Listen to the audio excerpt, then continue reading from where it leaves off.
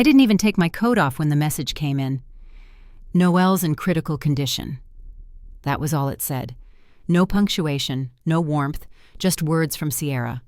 My daughter-in-law typed like a memo. The drive to the hospital was a blur of red lights and white lines. I don't remember parking. I barely remember crossing the lobby, except that I knocked over a hand sanitizer stand and didn't stop to pick it up. My son was in ICU. That was the only thing I could think. I found the nurse's station and blurted out his name. Noel Wynn. I'm his mother. But before anyone could respond, a woman in scrubs touched my arm gently. "You're Maureen?" she asked. Her voice was low, steady. I nodded, breath caught somewhere between my chest and my throat. "I'm Letitia. Please don't go in yet." She glanced down the hallway. "Something's happening. I need you to stay hidden. Just trust me." I froze. Everything inside me said to push past her. But something in her eyes, clear, sharp, unshaken, made me stop. She led me quietly to a narrow room across from the ICU, cracked the door just enough, and pointed. Through a sliver of glass, I saw Sierra sitting beside my son. Her posture was relaxed, one elbow on the bed, head tilted toward him.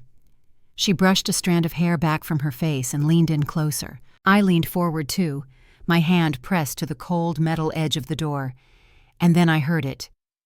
"You better not ever wake up," Sierra said, her voice smooth and flat like she was reciting a line from a script. The world around me narrowed. Every sound in the hallway disappeared. My hand dropped from the doorframe and hung there, numb. Letitia didn't say anything. She didn't have to. I stood there shaking, watching the woman who had married my son whisper death into his ear like it was routine. Letitia closed the door behind us with a careful click. The supply room was narrow, lined with bins and carts, but she moved like she'd done this before. She flicked the overhead light off and eased open a second door, one that led to a tiny viewing panel looking into Noelle's room from the side. "Stay here," she murmured, pulling a rolling cart just slightly forward so we could stand behind it without being seen. "Look." I peered through the narrow window. Sierra was still at his bedside. I could see her lips moving, but I couldn't make out the words this time.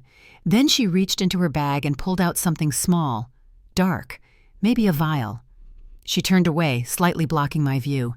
"What is she doing?" I whispered. Letitia didn't answer. Her hand was already on her phone. She held its steady camera aimed through the sliver of glass.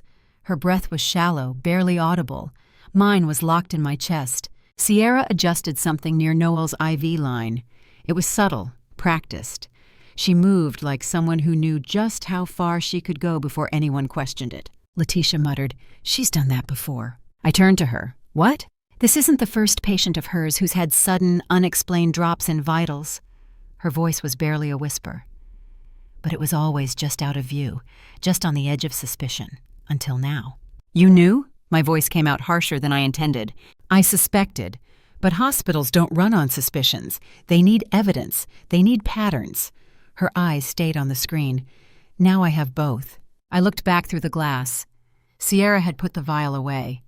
She was holding Noelle's hand now, brushing her thumb along his knuckles like a devoted wife. My hands trembled. Every part of me wanted to scream, to charge in and rip her away from him. But Letitia touched my arm again, just once, and I understood. Not yet. Letitia lowered her phone slowly and said, "I think it's time you knew everything." Letitia walked me back to the waiting area like nothing was wrong.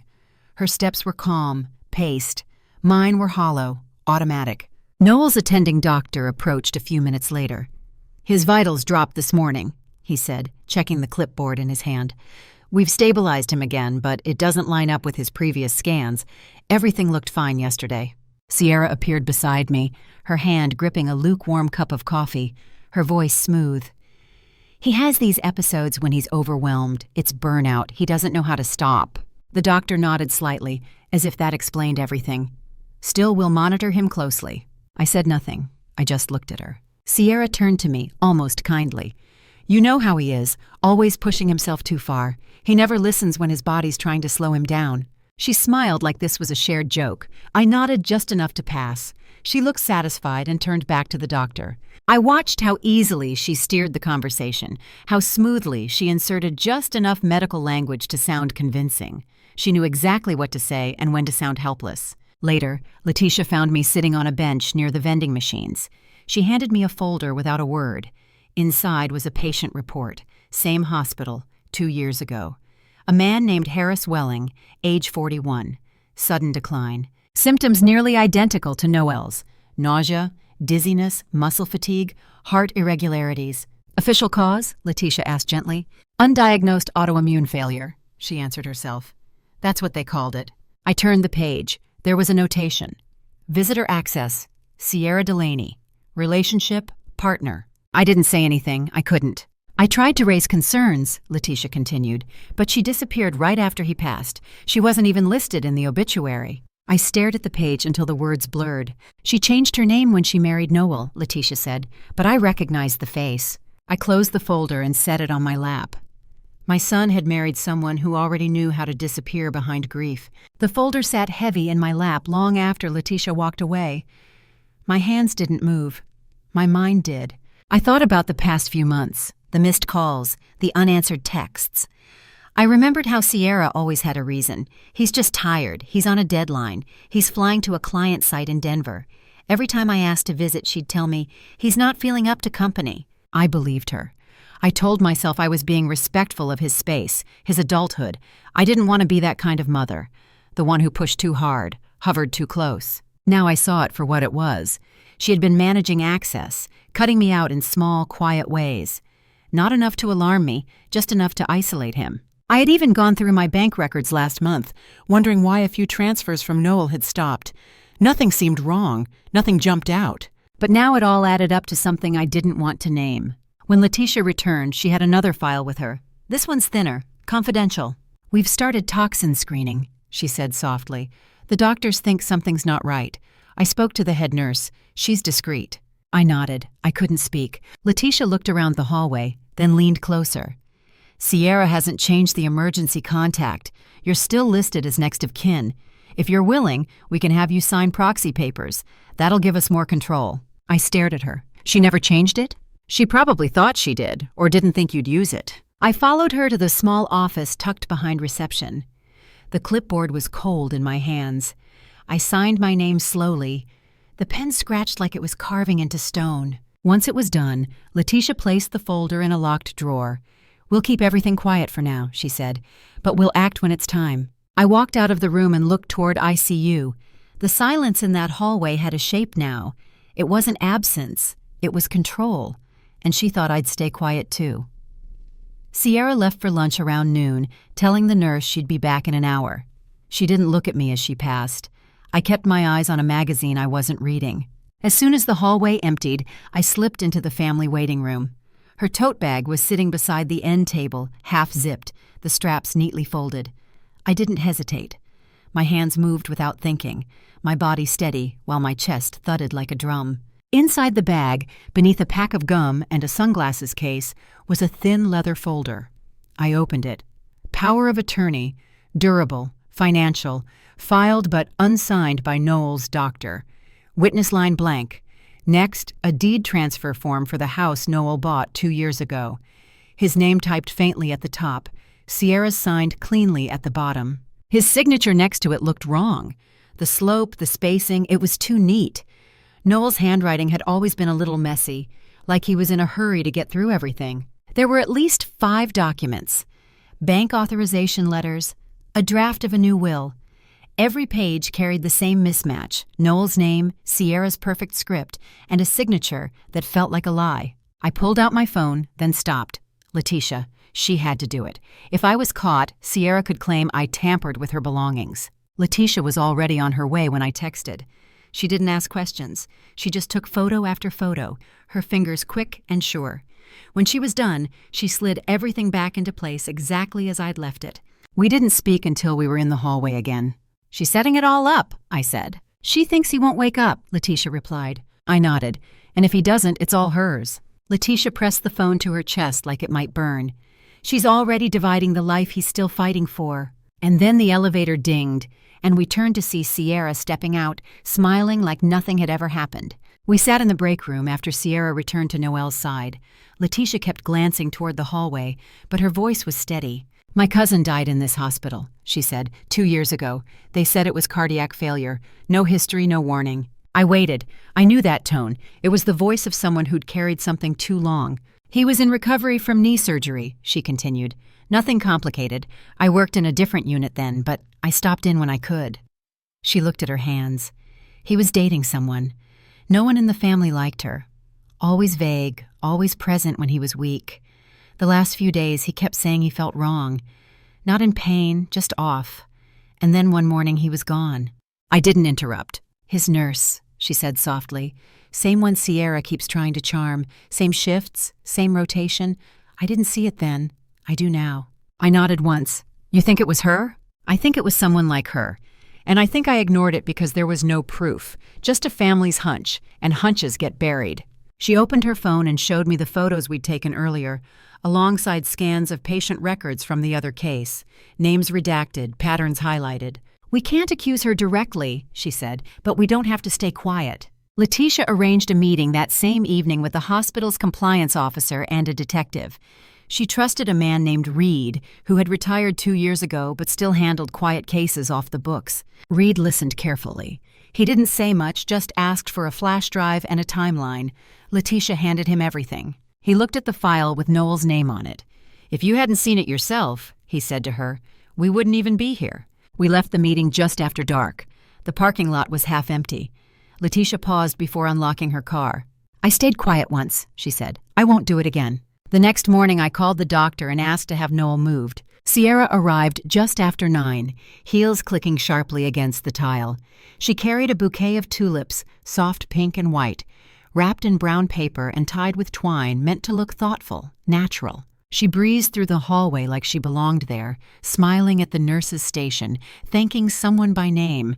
Then she turned toward the ICU, toward the room where Noel had been. But when she reached the door, it was closed. No lights on, no chart clipped to the side, no one inside. She blinked, confused, and looked around. I stepped out of the chair across the hallway. He's not here, I said quietly. She turned, her smile faltering. What do you mean? He was moved this morning, I said. Private recovery room under medical supervision. Sierra's lips parted like she was about to object, but something in my face stopped her. Who authorized that? She asked carefully. I didn't answer right away. I watched her, the tension at the corner of her mouth, the quick glance to the nurse's desk. I did, I said finally. I'm still listed as his emergency contact. Her eyes narrowed just slightly. That's temporary. We'll see. She tried to recover, straightened her shoulders.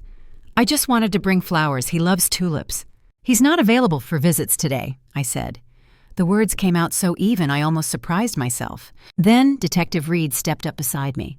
He didn't say anything, just stood, hands in his pockets, looking at Sierra like he was already reading her down to the marrow. She turned to him, forcing a smile. Is there a problem? No, ma'am, he said calmly, but I'd like to ask you a few questions. Shouldn't take long. She hesitated, just for a breath, and in that second, I saw it. Behind the polite expression, behind the posture and perfume, there it was. Not fear, not yet, just calculation. She handed me the flowers like a prop she no longer needed, then followed Reed down the hallway. I waited until they turned the corner before walking into the new room where Noel lay. Still, safe and unseen. They brought her into the consultation room that afternoon. She didn't know I was already inside. Detective Reed stood near the door, Letitia beside him, her arms crossed, expression steady. Sierra smiled when she saw me. Maureen, she said softly, like we were old friends meeting for coffee. You shouldn't be here. You've been under a lot of stress. This isn't good for you. Her tone was sweet but edged like glass. Reed didn't interrupt. He just nodded for her to continue. She turned to him. You have to understand. She's been unstable for a while since Noel's illness. She's convinced someone is out to get him. She's even accused me of tampering with his medication. Her hand rested on her chest, the picture of worry. I love my husband. I've done everything for him, and now his mother. She broke off, shaking her head as though it pained her. I think she needs professional help. Letitia's eyes met mine for a brief second, a quiet signal. Wait. Sierra looked back at me. You've always resented me. Admit it. You never thought I was good enough for him, but this is cruel. I didn't answer. I didn't have to. Reed reached into his coat pocket and set a phone on the table. He pressed play. The room filled with her own voice. Cold, clear, unmistakable. You better not ever wake up. Every muscle in Sierra's face locked. Her eyes flicked toward me, then to Letitia, then to the door. That's been edited, Reed cut her off. We've matched it to the hospital security feed. You were recorded entering his room at the same time this was captured. Silence. Then the clink of metal as he reached for the cuffs. You have the right to remain silent, he began. She didn't fight. She just turned her head toward me as they led her away. He'll believe me, she whispered, voice low and venomous. He always does. Always. I watched her disappear through the doorway, her perfume still clinging to the air, while Letitia quietly placed the evidence file back in my hands. 2 days passed. I stayed in the room, only stepping out for coffee or a short walk around the hallway. Letitia checked in between shifts. Reed called to update me on the charges: attempted murder, forgery, insurance fraud. Sierra was being held without bail, but none of that mattered until Noel opened his eyes. It happened just after sunrise. A slow flutter, then a long blink, like he was trying to push through thick fog. Noel, I whispered. I didn't move closer. I waited until his eyes found mine. Mom, his voice cracked, barely more than air. I'm here, I said gently. You're safe now. He looked around the room, brow furrowed, then winced as he tried to shift his weight. Don't move too fast. You've been through a lot. He stared at the ceiling for a long moment before whispering, How long? 4 days since the crash, 2 since they moved you here. Crash? I paused. That's what she told the hospital, that you fainted while driving. But it was in the kitchen after dinner.